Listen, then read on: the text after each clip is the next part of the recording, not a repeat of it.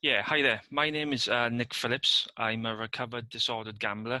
I'm 45 and I'm from Swansea.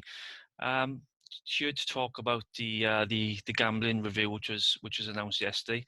I'm very honoured and pleased to be joined by a friend and a fellow campaigner who's been doing this a lot longer than I am. So I'll pass you on to Mr. Tony Franklin. Yeah, hi there. Thanks, Nick. And yeah, my name's Tony Franklin. Likewise, I'm also a recovered former disorder gambler, aged 49. First started gambling around the age of 8 or 9. And I'm here also to talk about the upcoming, the Gambling Act review that's just been announced. Yeah, and likewise, it's a privilege to be here talking with Nick Phillips. So where should we start, Tony? I mean, this is such a huge topic. I mean, when we talk about other certain things around harmful products, you talk about smoking and alcohol. It seems to be one product, but in terms of there's so much scope and it's so big, isn't it? That there's a huge amount of stuff that needs to be really looked into in this act, isn't it? What do you think?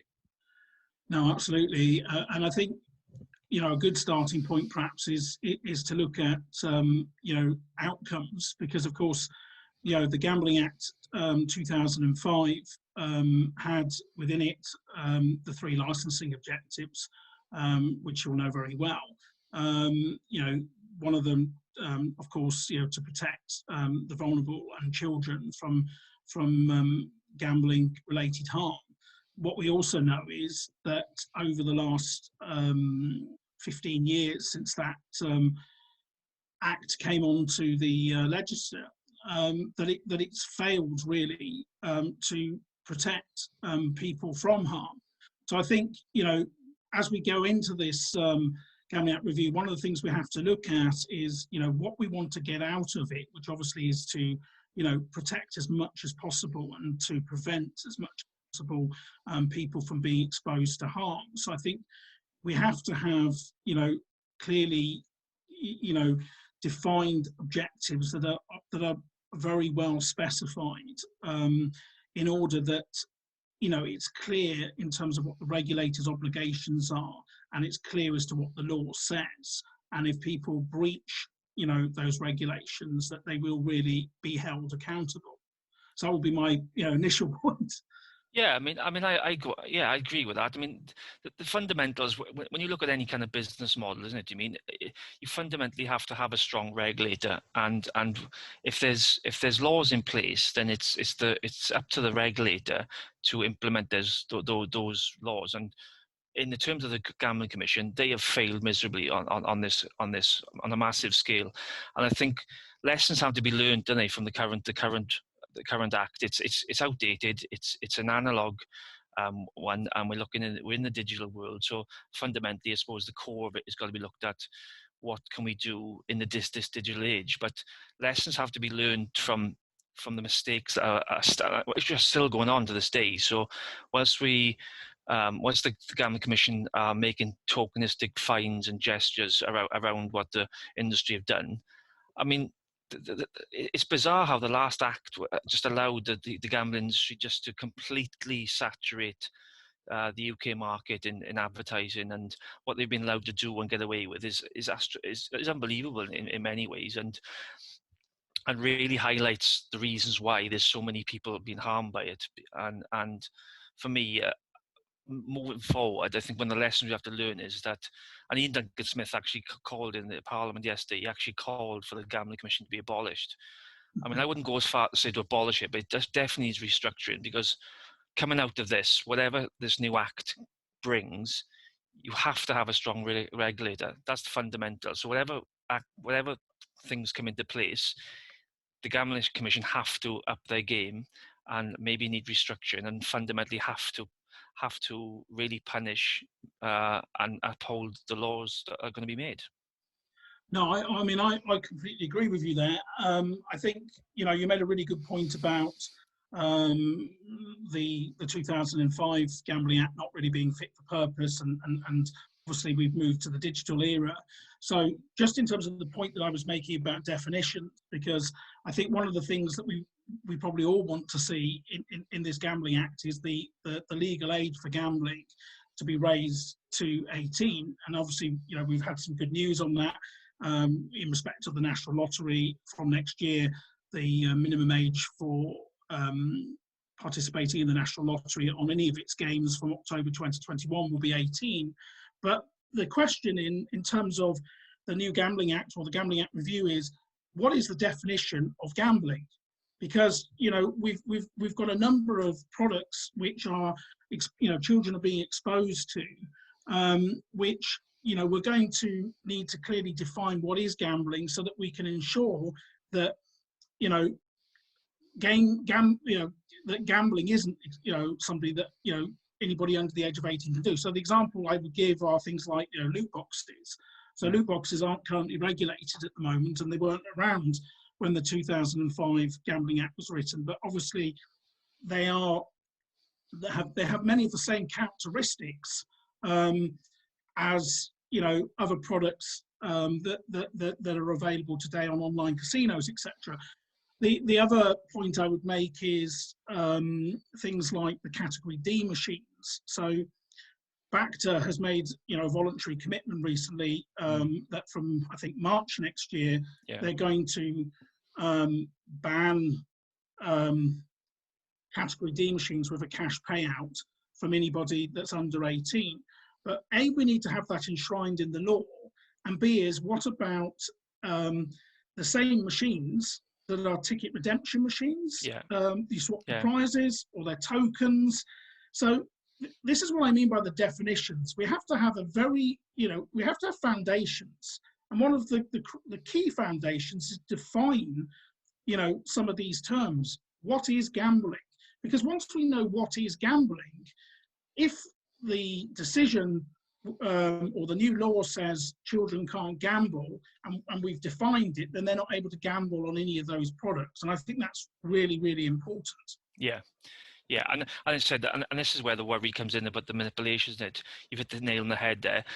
They're talking about cash, so it's easy to manipulate and change those machines to adapt them to have payouts via tokens and whatever. So I think you're clearly right there, and it's a very good point. And going from what from the Gambling with Lives Foundation have said is the fact that the key to a lot of this is about the products, isn't it? I mean, we need some classifications about what really are the most harmful products out there. We're not saying, and me and Tony can sit here and say, we're not anti-gambling. Do you mean gambling exists? It can be done responsibly. Lots of people out there do it, and it's just a casual thing. But fundamentally, when you look at some of the product designs and the way they are, the enticements and the way the reinforcement of speed of play and the stake limits, then you've got to really get hold of these. And it's almost like you do need a classification system where you need to say, well, these are the most harmful products. Do you mean? And these should be regulated much much more stringent than that. What you might deem as like you said, people going to bingo or something like that. I mean, so there are definitely more harmful products than others, and I think that's one of the key things that we need to look at with regards to that.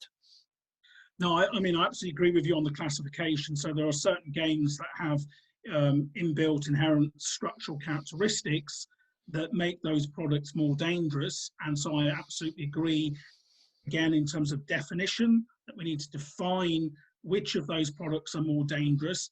And we might actually, you know, have different, you know, rules or laws for products that are more dangerous. So, I mean, I would certainly support making, you know, the riskier products, age classifying them to 21 plus. Yeah. You know, so for example, in the case of online casino products, you know, students going away, you know, for the first time to university and then coming into, you know, a lump sum in one go, you know, they're protected, you know, from the more harmful, the more dangerous products. So I absolutely agree with you on that.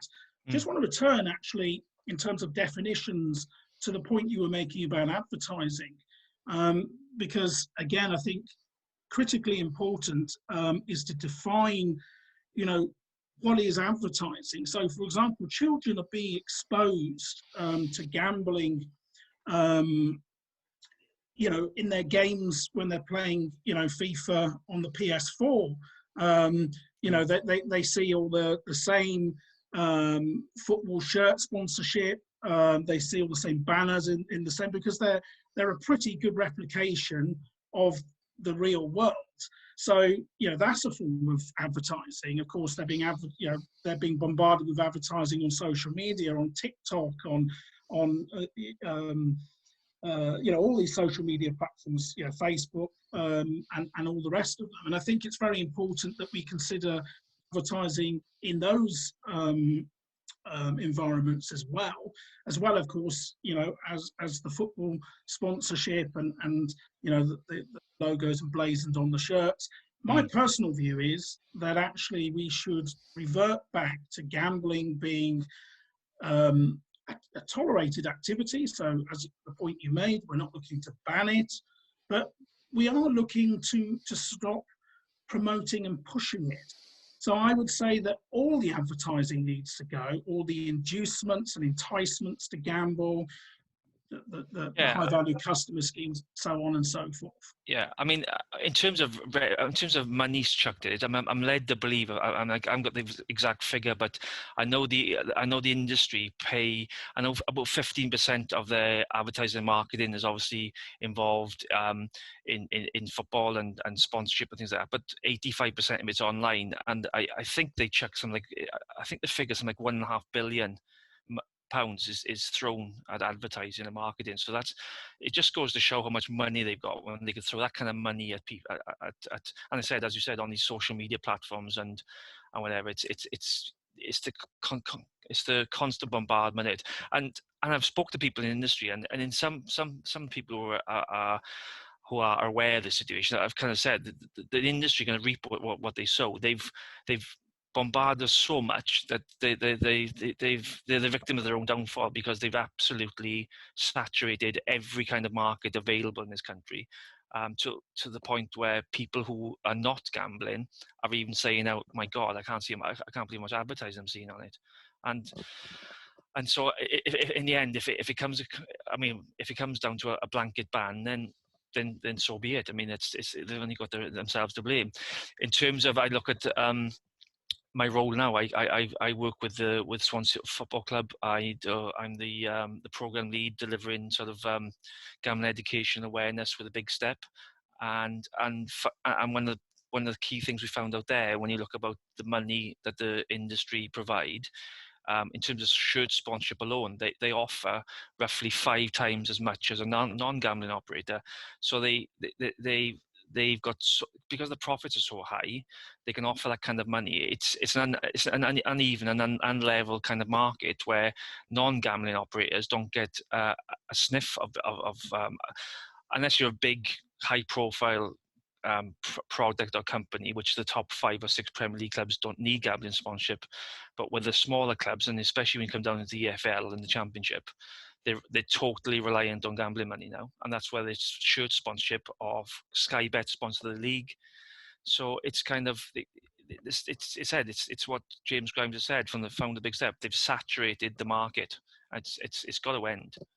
Yeah, no, I absolutely agree with you there, and it's fantastic work that the Big Step is doing, and thanks for all you're doing in that space. What I would say as well is that these football clubs are very much grounded in the communities in which they're based, and most football clubs are doing and they have grassroots projects to help the most vulnerable or the underprivileged people in those communities. And I just find it really abhorrent that they're doing all that really fantastic work in the communities in which they're based, and yet at the same time they're allowing themselves they're taking all this money, which is essentially greed. And I realise that football's got to be funded, but there's got to be another way. And to be honest with you, there was another way before the gambling sponsors came along, because this is something that's, you know, really sort of blown up over the last 2 decades. So I think, you know, they've got to look at the values, you know, they've got to look at the principles on which they stand, and they've just got to recognise that this is actually destroying communities, you know, in which these great football, you know, clubs are based. So I really think, you know, this is, you know, it's a discussion, but I think, you know, now that the review's underway, this is one of the big ticket items, if you like. And I think the other thing I would say, it's important, you know, for us perhaps all as campaigners, and we want to see change, to have clear messages about what we actually want. And for me, and I'd be interested to know, obviously, what your, you know, big 3 sort of, you know, priorities would be. But for me, in terms of reducing, you know, reducing gambling harm as much as we possibly can, I think the advertising is huge. If we could ban the advertising, then I think, you know, this will go a long way to stopping future generations from getting involved as you and I did. So I think that's very important. I think, you know, the age, raising the age to 18 and considering, you know, the age gating for certain, you know, more dangerous products to 21, I think that's the second priority for me. And the third big one for me, which we haven't talked about yet, is, and you probably know what I'm going to say, it's affordability. So, absolutely, you know, let's, you know, there should just be a principle, really. And again, particularly with the dangerous, you know, very high speed products with the structural characteristics, that people are only allowed to spend what they can afford to lose, that we're not, you know, encouraging people to spend money they haven't got. Yeah, I mean, affordability, we have a good chat about that, because I agree. I think it's fundamentally one of the key things to all this, because if you just go on the basic principle, what we just said there, you can only gamble you can afford to lose. And if you work off that principle, I know it's a very huge grey area, and there's lots of people saying, well, there's a nanny state and people told what they can and can't do. But fundamentally, it's that because of the lending, the borrowing that's been out there, and the availability of it, is the fact. I my person myself, I lost £250,000. Now, I was a working class kind of boy who was earning between 20 and 25 grand a year during my working life as a truck driver, a coach driver. And yet, in the sort of early, late 90s, early 2000s, I had credit cards with limits of £10,000-15,000 on a credit card, because I'd built it up and I'd paid it off, and I had this little system that I was winning, and then I'd pay the credit card off and I'd up my limit. And so I had access to huge amounts of borrowed money, which I could go and gamble with. And that's just not right at the end of the day. It's just, I couldn't afford to lose that kind of money or gamble that kind of money, do you mean? And so I completely agree with Tony that affordability is very much a key driver in this, and it will hugely reduce harm if you can get hold of that and find some kind of formula that works. It's not going to be foolproof, but it's certainly going to reduce the levels of harm if we can get some kind of affordability plan in place. Yeah, no, I mean, I completely agree with you. My experience is not dissimilar to yours, and you know, I would describe myself really as a sort of payday to payday gambler that, you know, gambled fueled on credit. Now, obviously, you know, we've had the credit card ban already, which I fully support, but we've got to go further than that, because you know, people are able to find ways around and to move money around, and so. You know, we've got to come up with a robust system that stops people getting into this mess in the first place. Now, you know, the interesting point is that the gambling industry have, you know, long held this argument that, look, you know, millions of people, you know, gamble, and they do so, the word they use, not the word I would use, but is responsibly, but they do it within their means. And they've also said that most of these people don't spend more than, you know, £100 a month. Now, this £100 a month as a sort of spend threshold, the position paper that the Social Market Foundation have put forward, I really can't therefore see what the objection to a robust affordability model is. Because if you're saying that most of your customers don't spend more than 100 a month, they're not going to be impacted by the affordability model. So where is it's a non-issue. It's only going to be those people who would fall into the minority, and I would argue are those who are probably display more vulnerability, that are spending over that amount. And so for the vast majority of people who want to get a bet on, they're not going to be impacted. So what is their objection to it? There is no reason not to do this. This is a perfectly reasonable thing to do. Allow the majority to be able to continue as they do, but protect those people, who need, I mean, it throws the argument back that you just look at the industry's business model, then, isn't it?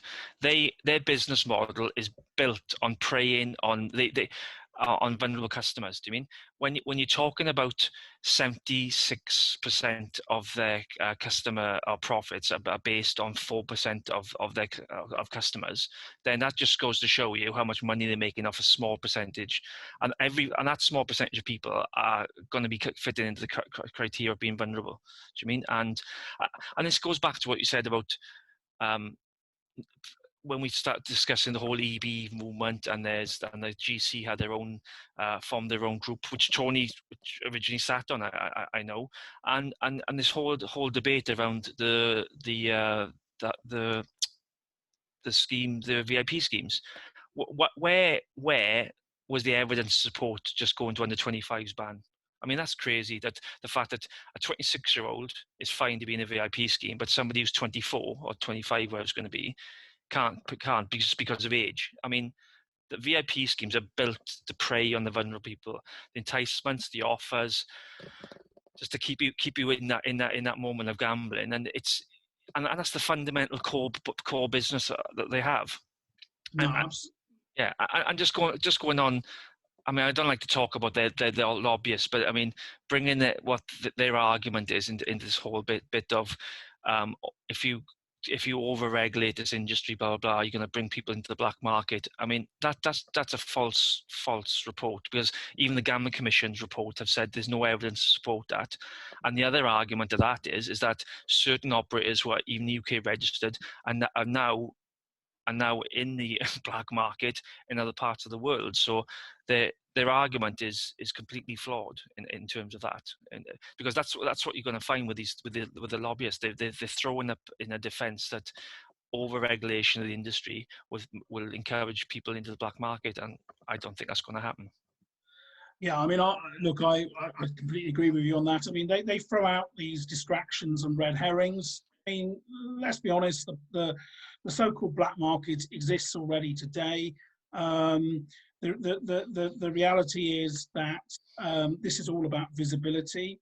So if you take away the visibility and the opportunity, if you're not able to market and you're not promoting these products, then the demand goes away. I mean, this is manufactured demand.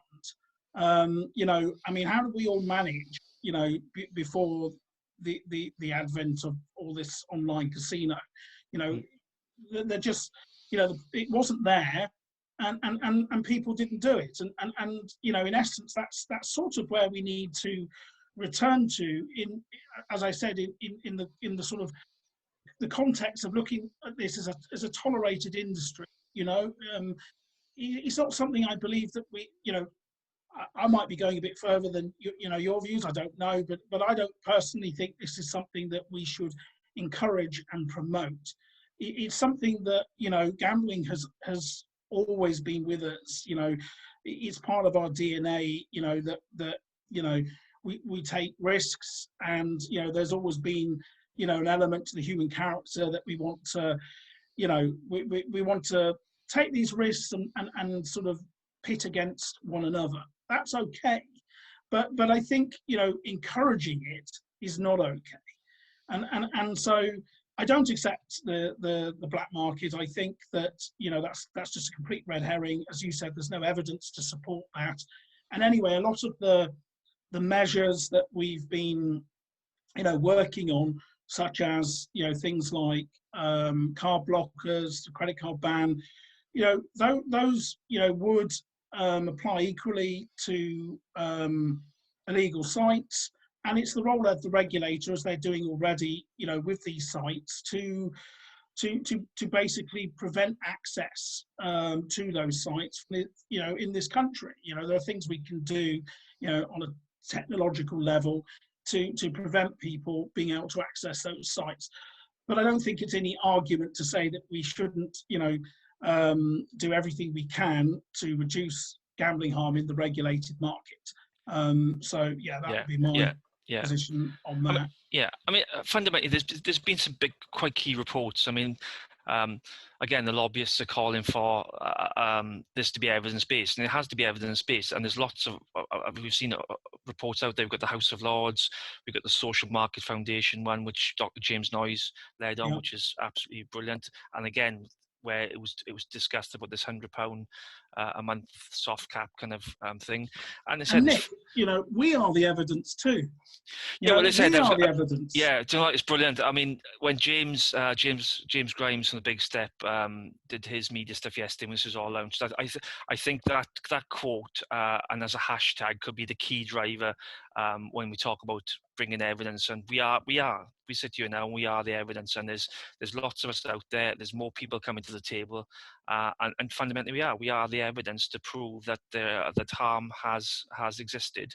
And it's not just, and again, for me, moving forward, a lot of this, why I do what I do, is to stop the stigma, because these slogans, when the fun stops and responsible gambling model, this is hugely flawed. All it does is maintain the status quo of stigma, and it discourages people from seeking help because they think it's all their fault. And yet we've got people out, and we just discussed for the last half an hour the industry's way they predatory market people, and yet people are still meant to take responsibility for their own addictions and problems, when yet they get absolutely bombarded with enticements and offers. So until we change that mindset, the stigma is going to be maintained, and that's what we don't want, because ultimately, for me, like I said, there's.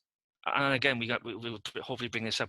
We need to discuss research and education, treatment, because fundamentally that they are three flawed models as well. Whilst the research has been okay, there's a lot to improve on that. The education, I think, is hugely from some of the ones who are out there already and need hugely improvement on, because unfortunately they're industry led and funded, and so their message is there's only 50-60% of the message really out there. And then the treatment sector again is terrible, because ultimately when you look at it from a treatment point of view, where this is the whilst I think obviously moving forward the best form of treatment is education, prevention. If we can prevent the next generation of people coming into harm, that is fantastic. But for the people who need it right now, who are in trouble and need that help, I've seen so much evidence of so many mistakes in the treatment sector. It makes you want to cry. It's horrendous. It's horrendous. Yeah. I don't think.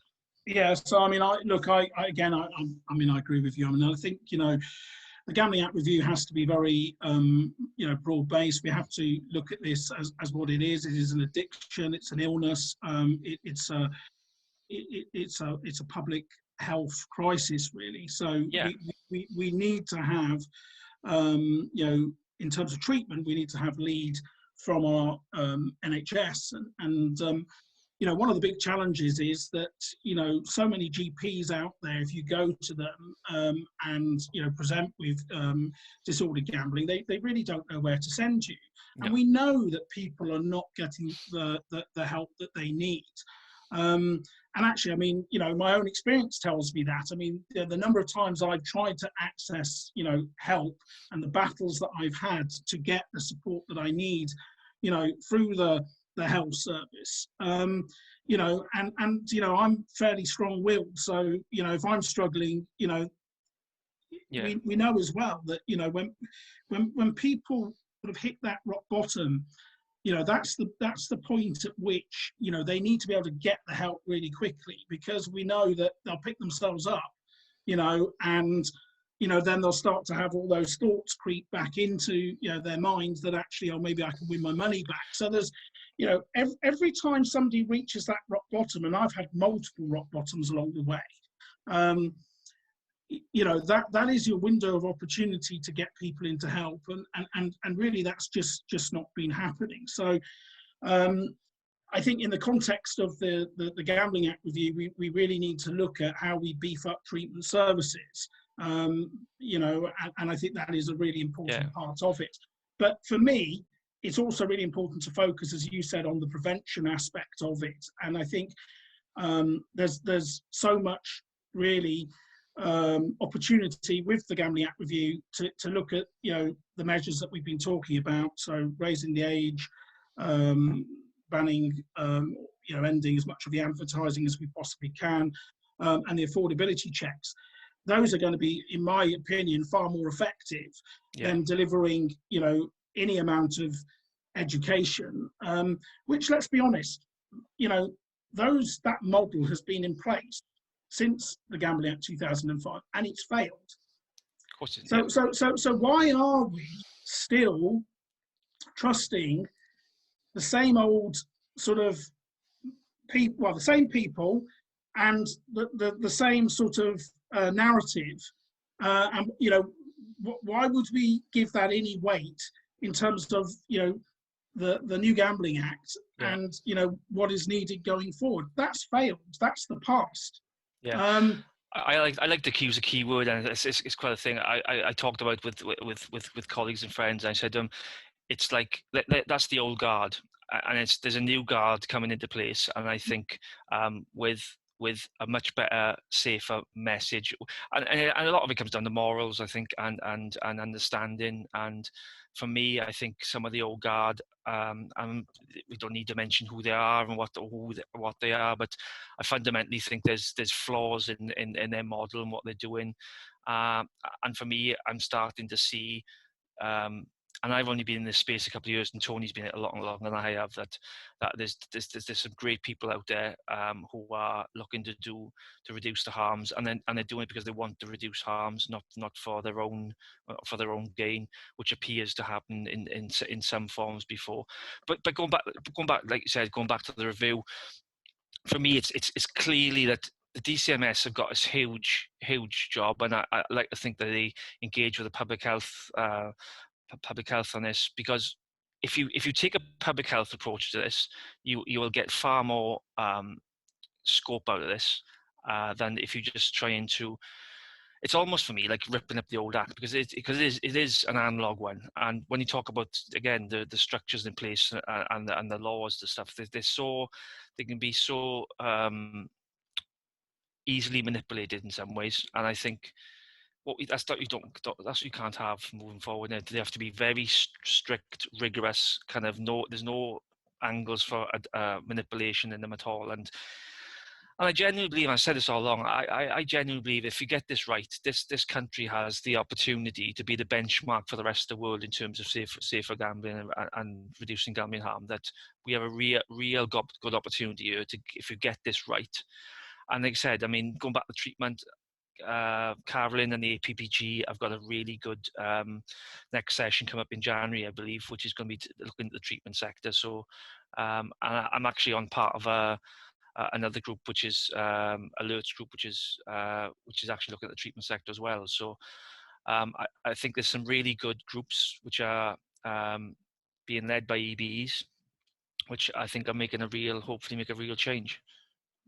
Yeah, and it's absolutely, that's very encouraging. It's fantastic, and it's testimony really to all the great work that all of the campaigners are doing to make sure that we have our voice heard, and that it's heard right across the spectrum, from prevention to treatment and to everywhere in between.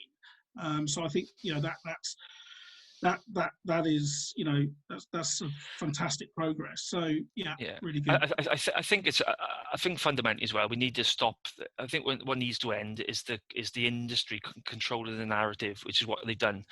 I mean, when we talk about what other things we're looking to get out of it, I mean, one of the two other key things, and I know, obviously, with Justice for Punters, and they do an amazing job, because they pick up, they have email after email, day in, day out, of people who've been harmed by this industry, and it's still happening to this day. And this argument is historical, is absolute rubbish.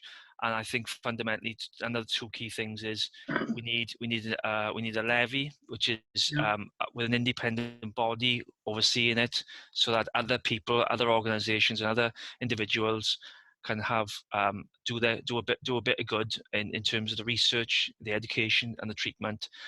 And fundamentally, another one is we need an ombudsman. I think that's key. I think if the GC are unable to deal with individual cases of harm, which it seems that's likely to happen, because what I found really bizarre was the fact that they've had a downsize and they've had funding cut, and yet this level of harm is increasing on levels, on completely unprecedented levels, and yet the regulator is being cut.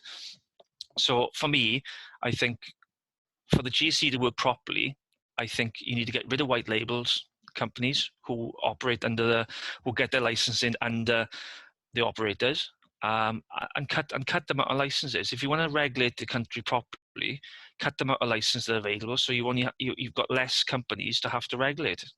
I mean, I know you can say that there's enough out there. I mean, you can't say that the competition is unfair competition, and that some of the bigger companies are going to get bigger, because fundamentally some of them are bigger. I mean, some of them are amalgamated into 2 or 3. You've got Flutter and you've got GVC now. So, but really speaking, if you want to do it properly, because the other thing is that what I don't get with the industry is that they say they struggle to target the vulnerable customers and how they can treat them, but yet they're very easy to spot the ones who are overspending, and they incentivize them. So it's a false argument again, that in their systems, they can't blame the systems for not finding or seeing these vulnerable people. Yeah.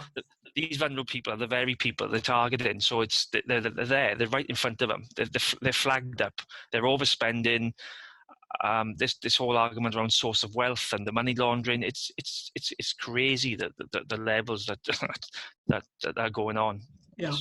So you've made an awful lot of points there. So let me just come in on a couple of those, because there's some important things that you've brought up there. So I think, absolutely agree with you on the statutory levy. I think the one thing that we need to make sure that we use when we talk about statutory levy is we talk about a ring-fenced statutory levy. It's really important to make sure that those funds will be ring-fenced for disbursement where we want them to be dispersed. So again, it's about definitions. Yeah. If you don't have a ring-fenced statutory levy, the risk is at some point in the future, the Treasury will decide actually we need those monies for something else. So we all need to be talking about a ring-fenced statutory levy. The point that you made about the work that Ryan, Justice for Punters, does, and I think they do some absolutely brilliant work. And I think there's another side to this as well, in terms of fairness. So because the industry has built a predatory model that has essentially been making, as you said, the 72% from the 4%, the Be Gamble Aware research, the bulk of their money has been coming from those people with gambling disorder. They've forgotten about their core base of customers, and they're going to have to rebuild that in this new model as they go forward. Because the single thing the gambling industry, the gambling operators have to understand, if they haven't already, and if any of them are listening to me talking now, is you are going to have to accept a much smaller, sustainable business. You are going to have to look after and rebuild the trust of those people who do like to have a flutter, but you've excluded them, right? Because, the risk of actually having to pay out to somebody who perhaps knows a little bit about form versus, you know, somebody like me who, you know, if you can get me onto your online casino platform, you can just empty, you know, my wallet, you know, over and over and over. So they're going to have to accept a smaller business. Can I just add in there that there's one quote comes into my head when you just talk about that, and I just think to myself that the evidence that Kenny Alexander, the CEO, gave in the House of Lords last year was that should be fundamentally played. When you talk about advertising, that clip should be played where he said 99% of their customers lose. And the longer they play, the more they lose. Yeah. And fundamentally, and going on what you just said there, the other 1% get their accounts restricted, because if you win and you're a sustainable winner, they restrict your account. And you know, funny he said that, and then now he's left the company. So just, you know, to go back onto the affordability point, and again, it was something you touched on there. I've actually stepped down. I've resigned from the Gambling Commission Lived Experience Panel, and the single reason really that I resigned was because the affordability proposals that I've seen coming through the consultation that the Commission is currently running is fundamentally flawed, because, in my opinion, they are basically allowing the industry to lead and put their proposals forward as to what is acceptable to them, and essentially, you know, trying to build and design an artificial intelligence led solution for affordability, whilst trying to diminish the value of having a, you know, sensible threshold such as the Social Market Foundation £100, which is why they've got this ludicrous range in there of £100, I think, up to £2,000. And the Gambling Commission have form here, because this is exactly what they did with the fixed odds, you know, betting terminals consultation. You know, there was the campaigners, they wanted £2, and then there was the industry who just wanted the status quo of £100. And the Gambling Commission said, hey, you know, we've really compromised here. We've come up with £30 as our recommendation, knowing full well that actually £30 would have done nothing really to reduce the levels of harm. And actually the interesting thing is, and again, to the messages that the industry sort of pump out, they talked about, you know, a huge number of job losses, a huge number of shop closures, and actually, and profits just being wiped off the face of the earth. And actually that just hasn't really transpired. You know, these machines are still hugely profitable at £2 a spin. So I think, you know, there's a couple of points here. One is, I think, you know, everybody, you know, should take anything that the industry and their trade body says with a massive, you know, pinch of salt, because, you know, it doesn't often turn out as they say anyway.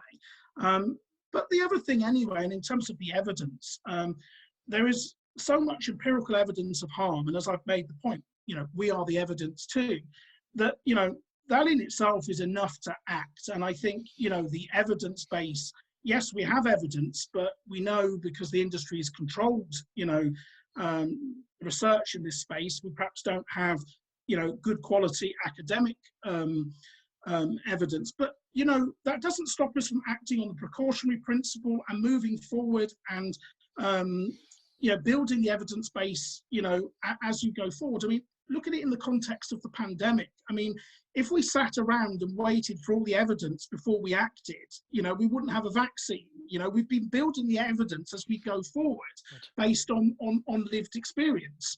And we need to apply the same principles with what we're doing here with the Gambling Act review. So yes, we have evidence. We have a lot of evidence of harm. We have all the reports. We have a huge amount of cross-party consensus and will for change.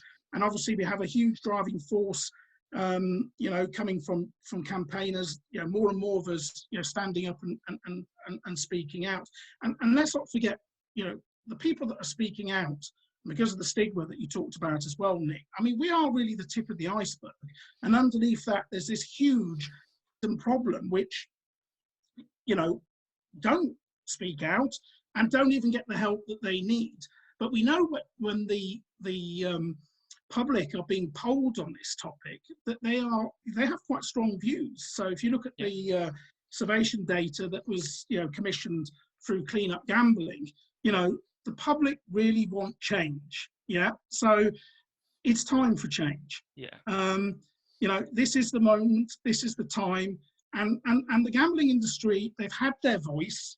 They've been listened to over the last 2 decades. They have failed, absolutely failed. And as another point you made, they have brought this upon themselves. But it's time now for change. Yeah, absolutely. I mean, and I think I truly believe when we see some of these Twitter debates of some people campaign for the industry who are what you call your normal punters, and fundamentally they've got no argument, because really speaking, even if say the Social Market Foundation report and say all these reports, the House of Lords and the APPGs were all implemented and we got 90% of it through, fundamentally it's not going to affect your normal punter at all.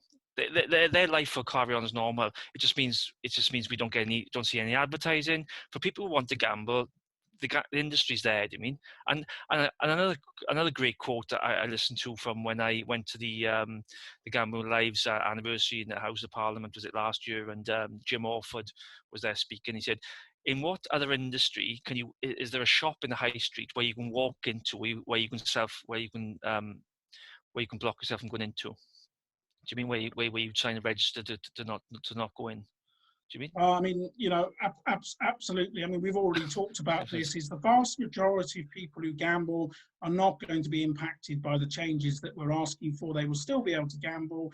Most of them will not, gamble above the threshold, so they will not be impacted in any way at all. And look, Nick, I completely agree with you. I mean, this is not a normal industry. This is an industry that profits on extracting as much money as it possibly can from its customers. It creates no value. No. So we cannot regulate it like a normal business, like a normal industry. It's not a normal industry. No, and I said, and bringing it back to the social impact of it. I mean, when you got the levels of harm we've got, if the stigma wasn't there and a lot of people were seeking support and treatment and help for it, right? The impact on the social environment is massive, because it's I mean, the COVID situation at the moment now. I mean, the NHS is overstretched and things like that, and because there's not a really strong structure in place in terms of treatment at the moment, is that the social impact from I've had 2 suicide attempts and I've had 2 bankruptcies. So I mean, on an economic kind of level, and the impact, I'm talking about the people. When we talk about the impact, we're just talking about the gambler here, and we're talking about the impact on the families and friends. I mean, I do some great work with Steve and the Gam Fam charity, who are a charity set up for helping affected others, and they've got this grasp program out there now, and this is fundamentally a brilliant program, right? And we talk about the harm that it's caused the likes of me and Tony directly. Do you mean? And it's had a huge impact on our life, but for our loved ones as well. Do you mean? I mean, I can say they use figures are like 6 to 10 people are directly affected by one person's gambling. I can multiply that by 10, because I know over 20 years I've probably harmed hundreds of people with my gambling, and it's a huge social problem. No, completely agree. And again, to go back to those social impacts, and one of the things that you talked about there, which is the NHS struggling, particularly with the pandemic at the moment. I mean, again, this is another reason why we must absolutely talk about a ring-fenced statutory levy, because even where funds have been committed, the NHS are now saying, well, actually, we need to take our staff away. We need to actually, people are experiencing, all sorts of mental health issues through this pandemic anyway. We know that people have been, switching to gambling online, and we know that there are people out there who really need support. And I think, as we come out of this pandemic, I think, we will see, some of the consequences, start to play out. And we're always seeing, and hearing about new cases that are coming forward all the time. But I think, we'll continue to see that, and so it's absolutely important to get the money to treat people. But I mean, this also highlights something which I think, you know, this government and governments around the world don't seem to realise. They look at everything, you know, because of the way governments run, you know, themselves. They look at everything on the short term, and they don't look at the long term picture. And the simple fact is that gambling has, as you said, huge consequences in society. It's not just the gambler themselves. It is, you know, their affected other, their family member. It's the children. It creates, you know, situations where people become reliant on benefits, where people fall out of employment. They then can't get back into employment because they can't explain gaps, or maybe they've committed, you know, criminal activity and been to prison, so they've got to explain that. So obviously, you know, there's the policing side of that as well. Then, of course, you've got all these people who need help and you need treatment. You know, we have people who become, you know, homeless, and you know, it creates, you know, there are so many aspects to this. It is a really devastating illness that has a real impact on, you know, gamblers, but also, you know, their families. And those impacts are long lasting, those scars are long lasting. And as people rebuild themselves after this addiction, there's precious little support to help somebody, you know, once they have stopped gambling, rebuild and find new purpose, to find employment, you know, to contribute back into the tax system. And so, you know, I think the only attempt they've had at trying to sort of, you know, say what the costs are, the range was so vast as to be ridiculous. I mean, I think they said 300 million to 1.2 billion were the, you know, was the cost of this on, you know, on society. Well, if that was the business, it would collapse. I mean, if you don't, you know, it's all very well saying I've got all this income coming in, but if your outgoings are 2 times your income, or you just don't know, then you're at risk, you know, of running yourself into the ground. And I think, you know, I think it's important to make this point, because when we're talking about the NHS being under-resourced, they can't cope, and actually we still have very low levels of people, you know, seeking treatment. As, you know, this is destigmatized, as we raise awareness of this, as more people come forward, the treatment bill might really spike.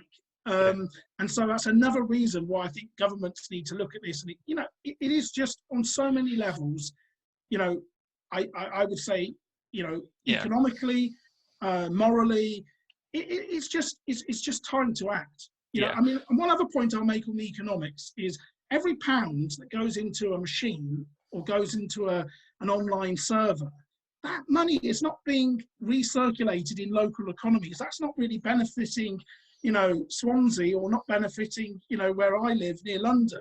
You know, that money is being extrapolated and it's going, you know, into somebody's, you know, offshore wealth fund. There's no evidence to suggest that there is much of an economic benefit from the gambling industry. And again, if you look at the DCMS own figures on that, where the economic benefit from the gambling industry is much less than the economic benefit of the other sectors which are under their portfolio. So again, there is evidence, they just choose to ignore it.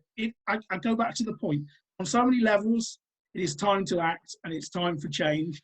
And you and I know what's needed, and you and I have got to keep working together and encouraging other people to push the message out there and get the changes that we need, and get this industry put in place, a smaller, more sustainable industry that doesn't profit from harm, and allows those that want to gamble to do so fairly and to be able to place a bet. But we stop the days of just emptying people's bank accounts, making them miserable, driver of suicide. You know, we think 2 a day from gambling. That's an appalling, that, you know, that's human life. It's time for change. I'll just finish up though. I'll just pick up on 2 of your points there, and again going back to NHS, and when we talk about this ring fencing the money, and I think fundamentally moving forward in terms of treatment sector, I think and just talking to people like Dr. Matt Gaskell, who leads the Energy Gambling Clinic, I think fundamentally, if we can have that public health approach and get the NHS leading on this, I think that will hugely improve. And I think if you get the levy in place, it's put in place properly, and again, going back to the monetary side, the economic side, just to add in what Tony said there about the taxation and bringing the treasury into it. If every operator has to be UK based and has to pay UK taxation, then, and if you had 1% of that put into a statutory levy, then one is it's easier to regulate, because let's not make a joke about this. Some of these operators don't go to Gibraltar for the sun and the sea, do they? I mean, that's fundamentally where you've got the Isle of Man. So that some of these operators are avoiding paying taxes purely because they're based offshore. So, but just to finish up, I reiterate what Tony said. It's been great chatting to you, mate, and thanks, Donna, for sharing this. Like I said, for me, this has been years of coming from people like Tony campaigning, and for other people who've been out there who have started this movement. And it's a bit of, it's like a classic bit of a victory in some ways. In fact, in that we are now, the review is here, the call for evidence is there, and the evidence is there. It's there in plain sight. And as we could say, we finish up with saying, we are the evidence to this, and if it's put in place properly, then we can really do some good things and reduce the harms. So I absolutely agree with you. And my one last closing point I'll make actually is that it's really interesting to note that a lot of these companies and the Gambling Commission themselves are run by lawyers, and there's a reason for that. And that's also the reason why we need to make sure that in this Gambling Act, those definitions I talked about up front are so important, because you have these lawyers who are running these businesses that are constantly looking for loopholes.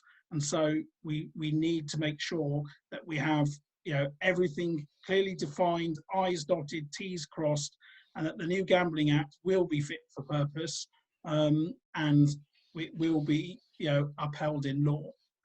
That is probably the last comment I'll make. But no, it's been great talking to you. It's a fantastic opportunity. Let's a lot of work to do. Let's make it happen as a group of committed people. Brilliant. Cheers. Thanks both. Cheers, Donna, as well. Cheers, Tony. It's been great. Cheers. Yeah, enjoyed that.